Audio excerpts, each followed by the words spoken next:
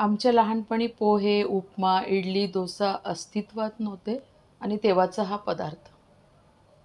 कमीत कमी मसाले, कमीत कमी तेल आणि घरी जे साहित्य आहे त्यापासूनच अगदी हे बनवलं जायचं. उक्कड पेंडी या नावातच तिचं स्वरूप दडलेलं आहे. बरं, याच्या गार्निशिंगसाठी काही काजू, बदाम वगैरे याची अजिबात गरज नाही. असा छान कांदा कापायचा भरभरून आणि तो कांदा टाकायचा. वाह! या अशा कच्च्या कांद्यासोबत ती इतकी छान लागते ना. वरून थोडी कोथिंबीर, लाजवाब. म्हणजे एक ऑथेंटिकनेस म्हणतो ना, तो या रेसिपीमध्ये आहे. आमच्या लहानपणी आमच्यासाठी ही रेसिपी म्हणजे अगदी बेस्ट रेसिपी होती. बघू शकता, मस्त रंग, टेक्स्चर एकदम परफेक्ट आलेलं आहे. दिसायला जरी तुम्हाला अशी दिसत असेल, पण ती अजिबात चिटकत नाही. आपण टेस्ट करून बघूया. अर्थात ती सुपरच होणार होती आणि अगदी सुपरच झालेली आहे. आणि अशा प्रकारच्या विस्मरणात चाललेल्या हेल्दी रेसिपी जी आहे ते तुम्ही तयार करून स्वतःला फिट अँड फाईन ठेवू शकता.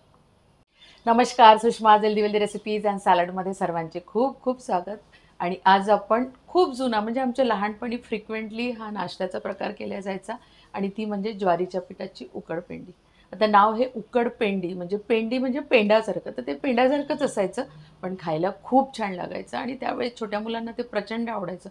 म्हणजे थोडं जरी काही त्यांना चेंज पाहिजे असेल तर अरे उकडपेंडी बनवा असं व्हायचं. अगदी साधी, सोपी, पटकन तयार होणारी मोजक्या साहित्यातली रेसिपी आहे, पण रेसिपी मात्र चवीला खूप छान लागते आणि तेवढीच हेल्दी पण रेसिपी आहे आणि अगदी पोटभरीचा हा नाश्ता आहे. आपण रेसिपी बघणार आहोत, पण त्याआधी जर तुम्ही माझ्या चॅनलवरती नवीन असाल किंवा अजूनही माझं चॅनल सबस्क्राईब केलं नसेल तर प्लीज चॅनलला सबस्क्राईब करा. रेसिपी आवडली तर जास्तीत जास्त लाईक करा, शेअर करा, तसेच बेल आयकॉनला पण क्लिक करा, जेणेकरून माझ्या नवीन व्हिडिओची नोटिफिकेशन पहिल्यांदा तुम्हाला येतील.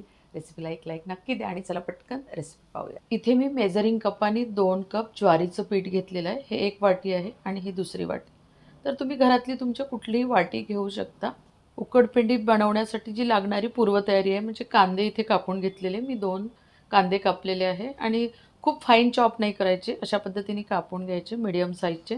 नंतर एक कढीपत्त्याची डाळी असते ना ती घेतलेली, थोडीशी कोथिंबीर कापून घेतलेली आणि 2 हिरव्या मिरच्या आहेत, तर त्या थोड्या छोट्या आकाराच्या तिखटवाल्या मिरच्या आहेत आणि हे पाव कप ताक आहे. तर आता आपल्याला ज्वारीच्या पिठाला भाजून घ्यायचं आहे, तर गॅस ऑन करून देते आणि त्याच्यामध्ये हे पीठ आपण घालून घेऊया.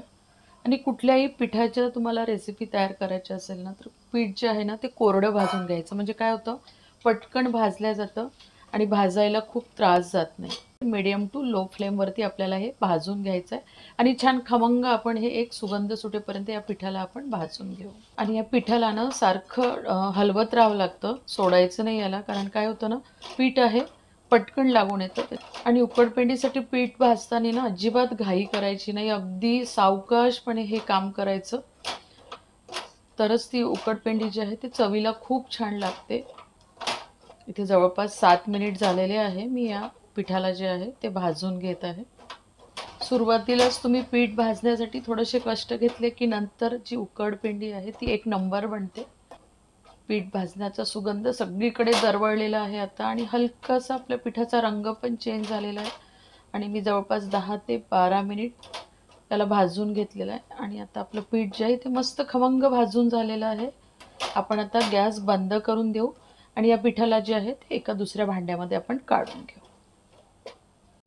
आता त्याच कढईमध्ये आपण तेल टाकून घेऊया. मी कढई ते पुसून घेतलेली होती, तर कमीत कमी तेलामध्ये आपण हा करण्याचा प्रयत्न करू. मी या चमच्याभर तेल फक्त घेते, जवळपास 3 टेबलस्पून हे तेल असेल. तेलाला गरम होऊ देऊया.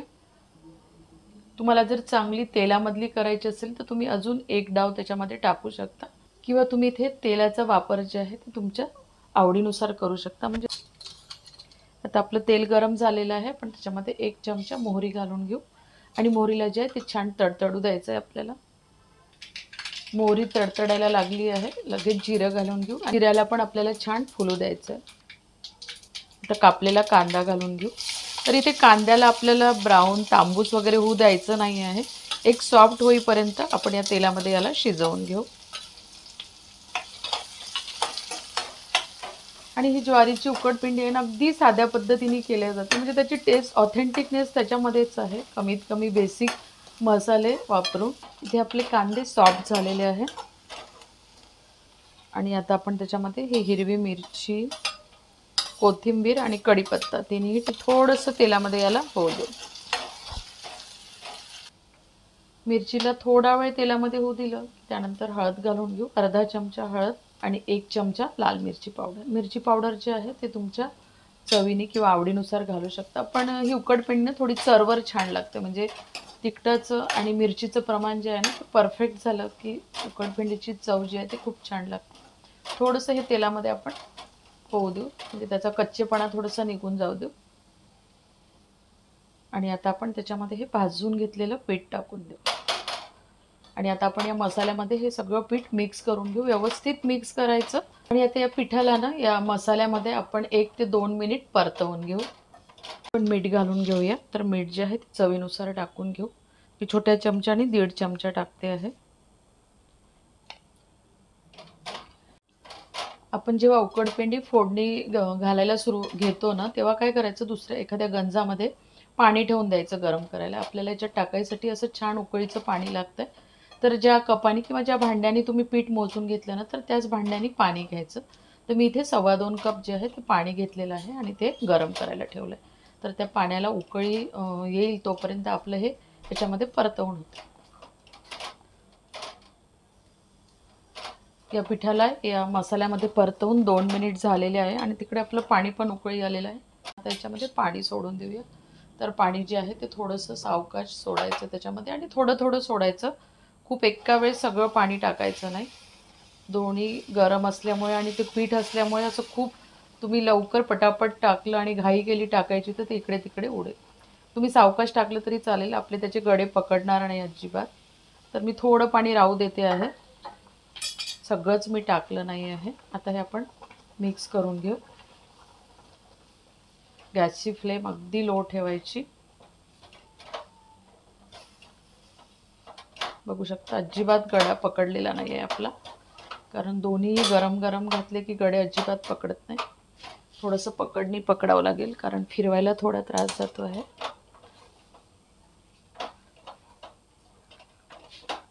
सगळं पीठ जे आहे ते असं कोरडं राहायला नको आपलं पीठ. तुम्ही बघू शकता आपलं पीठ जे आहे ते पूर्णपणे त्या पाण्यामध्ये भिजलं गेलेलं आहे व्यवस्थित. बघू शकता कुठेच पीठ आपलं कोरडं नाही आहे. आणि मी जे पाणी ठेवलं होतं ना तुम्ही बघू शकता 2 कप जे आहे ते परफेक्ट पाणी लागलेलं आहे आणि आपला 1/2 कप पाणी जे आहे ते वाचलेलं आहे. पण मुद्दाम जास्त ठेवून द्यायचं थोडंसं, म्हणजे वेळेवरती गडबड नको की अरे पाणी कमी झालेलं. आणि आपण आता हे जे ताक काढून ठेवलं होतं ना ते ताक त्याच्यामध्ये टाकून घेऊ. तर ताक हे आंबटच घ्यायचं, त्याच्यामुळे ताकाचा आंबटपणा जे आहे ना त्या ज्वारीच्या उकडपिंडीमध्ये खूप छान लागतो. चांगलं मिक्स झालेलं आहे. हे चिपकलेलं थोडंसं आपण अशा पद्धतीने काढून घेऊ. त्याच्यावरती झाकण ठेवून आपण जस्ट 1 ते 1.5 मिनिट स्लिमवरती वाफ काढून घ्यायची आपल्याला. इथे मी 1 मिनिटानंतर हा गॅस जो आहे तो बंद करून देते आणि याचं झाकण जे आहे मी लगेच उघडत नाही. थोडा वेळ थांबते, अर्धा मिनिट, आणि मग आपण झाकण उघडून बघूया. म्हणजे वाफ जी आहे ती चांगल्या पकडल्या जाईल आणि आपली पीठ जे आहे ते चांगलं फुलतं, असं आपली उकडपेंडी जी आहे मस्त फुलेल. चला आता झाकण उघडून बघूया. झाकण गरम आहे. यस, मस्त वाफ पकडलेली आहे. बघू शकता तुम्ही, छान वाफ त्याच्यामध्ये पकडलेली आहे. आता काय आपण याच्यामध्ये थोडी कोथिंबीर घालून घेऊ आणि मिक्स करून घेऊ. आहा हा, मस्त सुगंध येतो आहे. एकदम एकदम ऑथेंटिकच पदार्थ आहे, त्याच्यामुळे सुगंधही तेवढाच ऑथेंटिक येतो याचा. आणि बघू शकता अगदी आपण मोजून मापून तेल टाकलेलं आहे आणि उकडपेंडी बघा 1 नंबर झालेली आहे. चला गरमागरम सर्व करूया, कारण याची मजा ना गरम गरम खाण्यातच आहे. थंडी झाल्यावरती मजा नाही आहे.